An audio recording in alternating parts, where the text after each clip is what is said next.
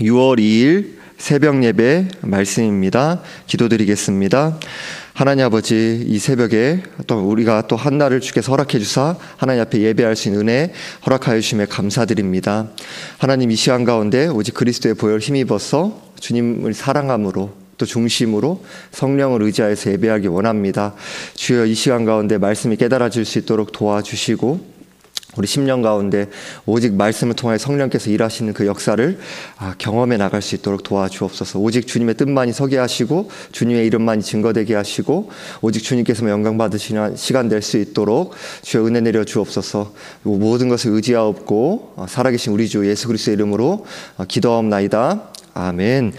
오늘은 시편 30편 말씀, 시편 30편 말씀 1절부터 12절 말씀을 우리 함께 한 목소리로 읽겠습니다. 시편 30편 1절부터 12절 말씀입니다. 구약성경 822쪽쯤에 있습니다. 시편 30편 1절부터 12절 말씀 한 목소리 함께 읽겠습니다. 여호와여, 내가 주를 높일 것은 주께서 나를 끌어내사 내 원수로 하여금 나로 말미암아 기뻐하지 못하게 하심이니이다. 여호와 내 하나님이여, 내가 주께 부르짖음에 나를 고치셨나이다. 여호와여, 주께서 내 영혼을 스올에서 끌어내어 나를 살리사 무덤으로 내려가지 아니하게 하셨나이다. 주의 성도들아, 여호와를 찬송하며 그의 거룩함을 기억하며 감사하라. 그의 노염은 잠깐이요 그의 은총은 평생이로다. 저녁에는 울음이 깃들일지라도 아침에는 기쁨이 오리로다. 내가 형통할 때에 말하기를 영원히 흔들리지 아니하리라 하였도다. 여호와여, 주의 은혜로 나를 산같이 굳게 세우셨더니 주의 얼굴을 가리심에 내가 근심하였나이다.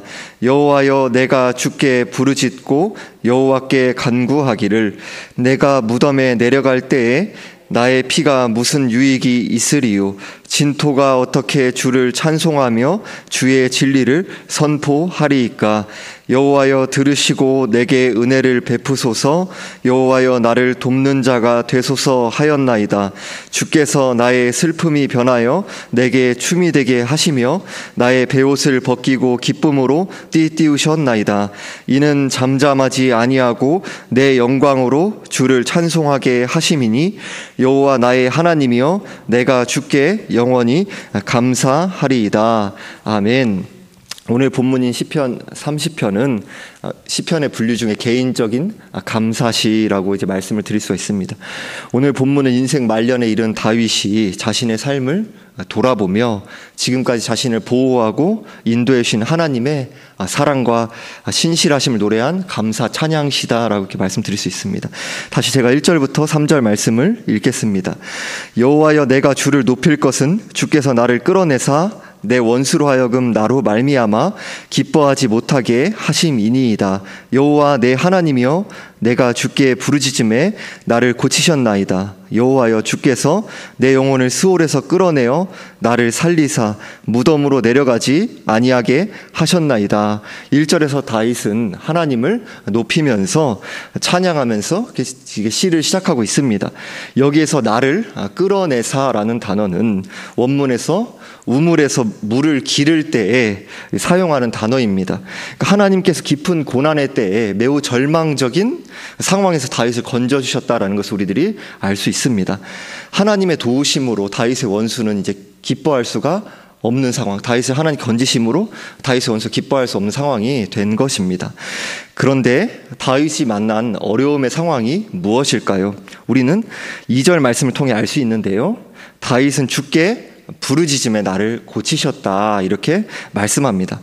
3절에서는 내 영혼을 스올에서 끌어내어 나를 살리사 무덤으로 내려가지 않았다라고 이야기하고 있어요. 우리는 이 말씀을 통해 다윗이 죽을 정도로 고통스러운 질병의 상황에서 하나님의 도우심으로 고침을 받은 상황이다라는 것을 알 수 있습니다. 그러니까 하나님은 기도하는 자의 삶을 고치시고 도우시는 분이시죠. 우리는 어떤 상황을 만났을 때 하나님께 처절하게 간구하게 됩니까? 바로 우리 힘으로 어찌할 수 없는 그런 사방이 막혀 있는 것 같은 무력한 상황을 만났을 때 바로 이때가 내 안에서 진정으로 하나님을 향하여 기도가 터져 나오는 때인 거죠. 그러니까 반전은 바로 우리들이 가장 무력할 때 하나님 의존하게 된다는 사실입니다. 하나님 내 힘으로 어떻게 할 수 없는 상황에서 무력한 마음으로 부르짖는 우리의 기도에 역사하시고 우리를 붙들어 주시며 도와주시는 분이십니다. 기도의 응답을 경험한 다윗은 어떻게 고백하나요? 제가 4절부터 5절 말씀 읽겠습니다. 주의 성도들아 여호와를 찬송하며 그의 거룩함을 기억하며 감사하라. 그의 노염은 잠깐이요 그의 은총은 평생이로다. 저녁에는 울음이 깃들일지라도 아침에는 기쁨이 오리로다. 이제 다윗은 언약 백성인 주의 성도들에게 여호와를 찬송하며 그의 거룩함을 기억하며 감사하다 이렇게 선포합니다. 그 이유에 대해 5절에서 서로 대조되는 이미지를 사용하고 있어요. 바로 죄에 대한 징계에 대해서 하나님의 노여움은 잠깐이다 이렇게 고백합니다. 하지만 하나님의 은총은 평생이기 때문에 이렇게 고백하고 있는 거죠. 저녁에는 울음이 깃들일지라도 아침에는 죄를 용서받는 그 기쁨이 오기 때문입니다. 하나님은 성도인 우리가 죄를 지을 때 죄를 버리도록 징계하시죠. 그 노여움은 하지만 잠깐이며 우리를 향한 하나님 무한하신 은총과 언약적인 사랑은 평생토록 함께하는 거죠. 우리는 하나님께 징계받을 때에 저녁에 울음이 깃드는 것 같은 바로 이제 그런 고통을 경험하죠. 하지만 하나님 우리의 삶을 반전시키시고 역전시키셔서 아침에 죄를 용서받는 기쁨을 또 회복의 은혜를 경험하게 하시는 분이십니다. 우리는 본문의 내용이 하나님의 죄에 대한 징계와 죄사함의 은혜에 대해서 말씀하는 문맥이다라는 것을 어떻게 알 수 있습니까? 제가 6절부터 7절 말씀 읽겠습니다. 내가 형통할 때에 말하기를 영원히 흔들리지 아니하리라 하였도다. 여호와여 주의 은혜로 나를 산같이 굳게 세우셨더니 주의 얼굴을 가리심에 내가 근심하였나이다. 다윗은 자신 형통할 때에 내가 영원히 흔들리지 않을 것이다 라고 자만했어요. 다윗은 자신이 건강하고 번영하던 때에 누리던 모든 것이 내가 노력해서 얻어낸 것이다. 내가 노력해 성취한 것이다 라고 그렇게 생각한 거죠. 자신의 힘으로 이 모든 것들을 이룬 것이고 내 인생을 내가 책임지고 자급자족할 수 있다라고 착각했습니다. 자기를 과신하면서 교만하게 생각한 거예요. 하지만 7절과 같이 주님께서 은혜로 다윗을 산같이 굳게 세우시는 그 은혜를 베푸셨어요. 하지만 죄로 인해 교만한 다윗에게 주님께서 얼굴을 가리셨습니다. 다윗은 이로 인해 하나님과의 교제가 막히고 하나님의 임재를 경험하지 못함으로 근심에 빠지게 된 것입니다. 하나님께서는 건강하고 번영한 다윗을 치셨어요. 그의 교만의 죄 때문에 치신 거죠. 다윗은 자신이 겪은 질병이 단순한 질병이 아니라 하나님께서 징계하셨다라는 것을 깨달았습니다. 하나님보다 하나님이 주신 선물들을 더 앞세우고 하나님보다 세상적인 조건들을 더 기뻐하고 바로 의지한 죄악된 다윗 자신의 모습을 깨닫게 되었습니다. 다윗은 하나님께 호소합니다. 제가 8절부터 10절 말씀 읽겠습니다. 여호와여 내가 주께 부르짖고 여호와께 간구하기를 내가 무덤에 내려갈 때에 나의 피가 무슨 유익이 있으리요 진토가 어떻게 주를 찬송하며 주의 진리를 선포하리이까. 여호와여 들으시고 내게 은혜를 베푸소서. 여호와여 나를 돕는 자가 되소서 하였나이다. 다윗은 하나님께 부르짖으며 마치 하나님을 설득하듯이 간구하고 있습니다. 내가 무덤에 내려갈 때 나의 피가 무슨 유익이 있겠습니까?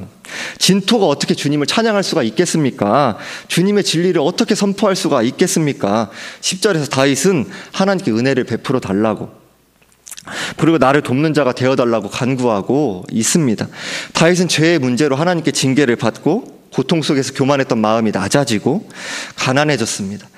질병뿐만이 아니라 하나님의 임재를 경험하지 못함으로 깊은 고통 속에 있는 다윗은 하나님께 회개의 기도를 드리면서 하나님께 은혜를 간구하고 있습니다.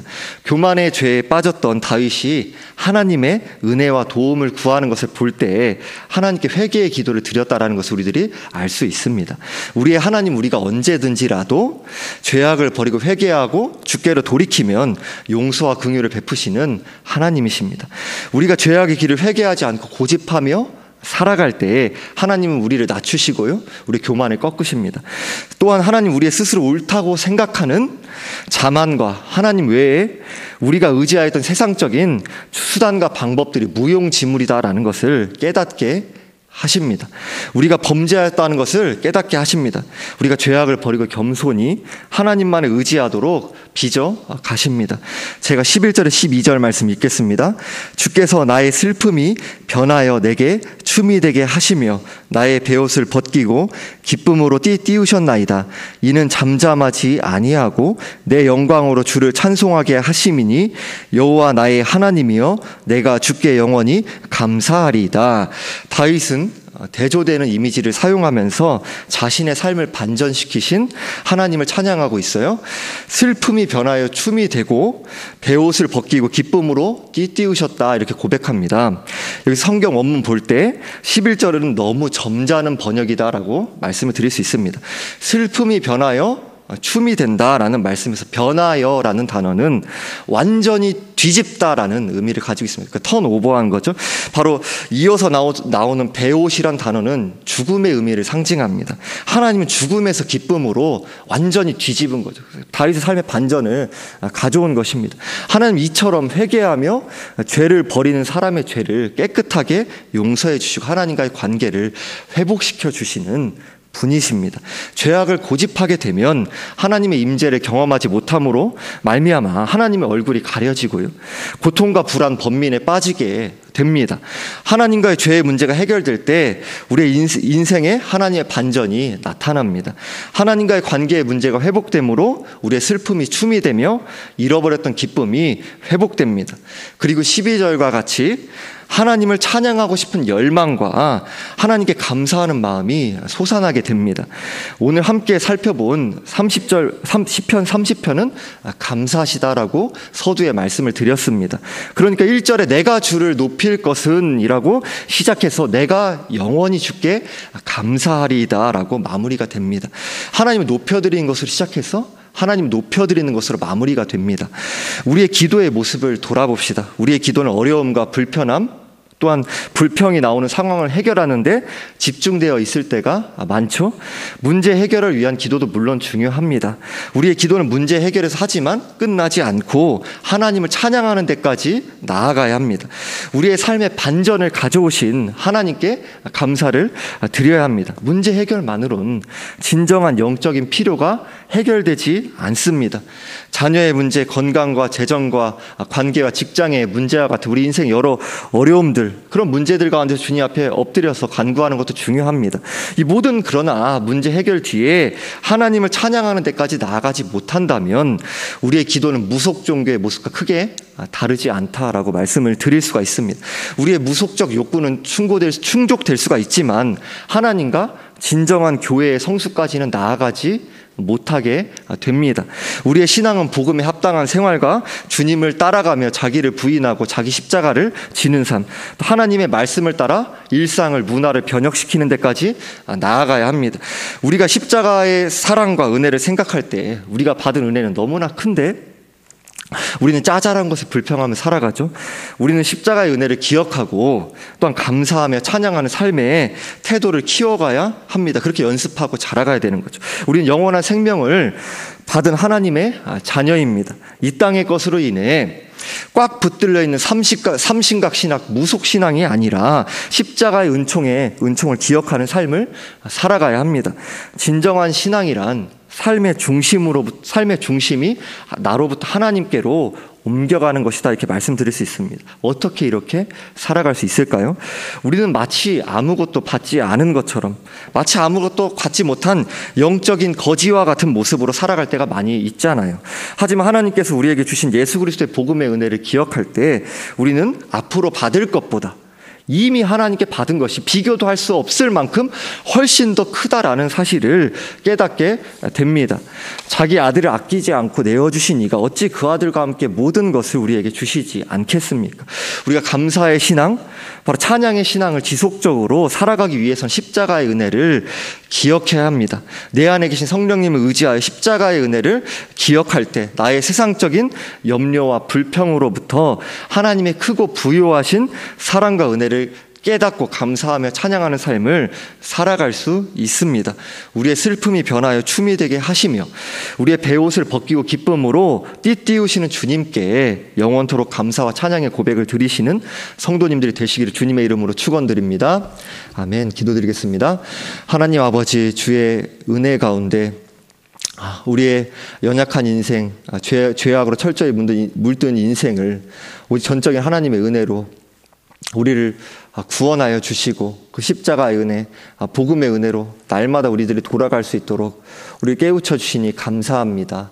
그럼에도 불구하고 우리들이 참으로 인생 가운데 받은 은혜, 이미 주님께 받은 그 사랑과 은혜가 너무나도 큰데 그럼에도 우리 인생이 연약하여서 쉽게 그 은혜와 그 감격, 그 감사함을 잃어버리고 또 잊어버리고 일상의 문제에 집중하여서 또 원망하고 불평하고 낙심하며 그렇게 살아갈 때 많은 너무나도 연약하고 쉽게 흔들리는 인생임을 또한 고백합니다. 우리 인생이 주께 의존하는 것이 아니고서는 삶의 길이 없고 우리 인생이 그렇게 창조되어 있기에 그럼에도 주 앞에 우리의 인생의 그 실존을 무시하지 아니하고 우리 삶의 문제와 여러 정황들을 주 앞에 맡기며 염려를 맡기며 나아가는 그 믿음을 간구합니다. 주여 또한 그러하나 우리들이 그러한 자리에만 머무는 것이 아니라 마치 이방 종교와 같은 그런 자리에 그 자리에 그치는 것이 아니라 주를 찬양하고 감사하며 우리 성도의 인생 가운데는 하나님께서 우리 이미 인생이 주님 앞에 붙들린 바 되어서 결코 끊어지지 않는 사랑, 끊을 수 없는 사랑 앞에 이미 우리 인생이 책임져져 있고 보장되어 있다는 그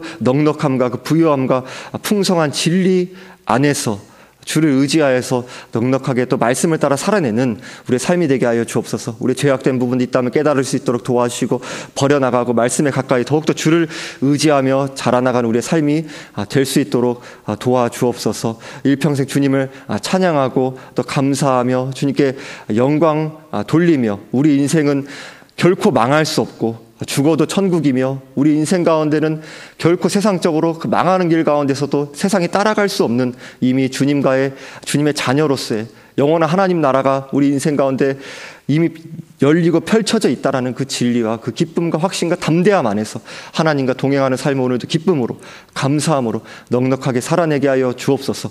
감사드리며 우리 주 예수 그리스도의 이름으로 기도하옵나이다. 아멘.